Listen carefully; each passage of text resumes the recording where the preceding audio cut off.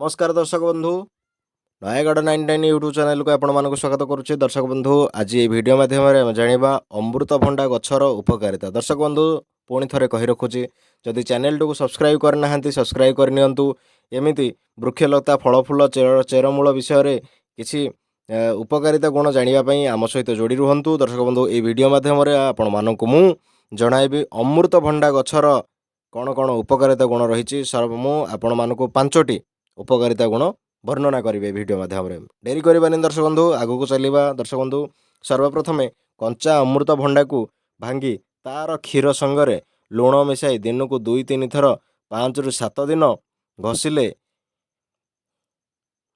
Pyorrhoea दंत रोग आरोग्य होता है। आज्ञा हाँ, पायरिया दंत रोग आरोग्य होता है।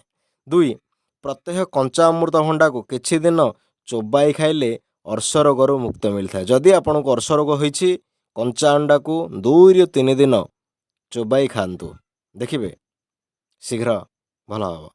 तृतीय स्थान रे आसुची पाचिला अमृतभंडा किंबा कंचा अमृतभंडा नियमित किछि दिन खाइले कोष्ठकाठिन्य रोग भल होता है। आगे हाँ, ये जो कोष्ठ रोग किछि मात्रा रे।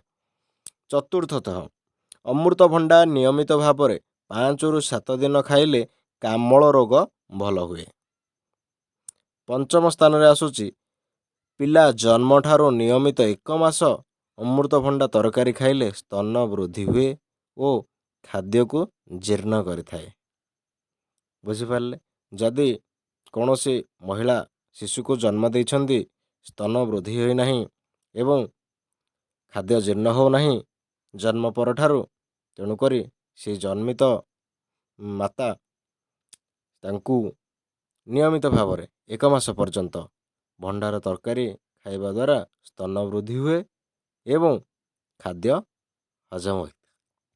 दर्शक बंधु यही रहिला अमृतभंडार उपकारिता गुण। वीडियोटी भल लगी लाइक करिए, शेयर करिए, चैनल टी जदि भी सब्सक्राइब करना सब्सक्राइब करेंगे। पुणी थरे देखा परवर्ती वीडियो रे। जय जगन्नाथ, जय जगन्नाथ।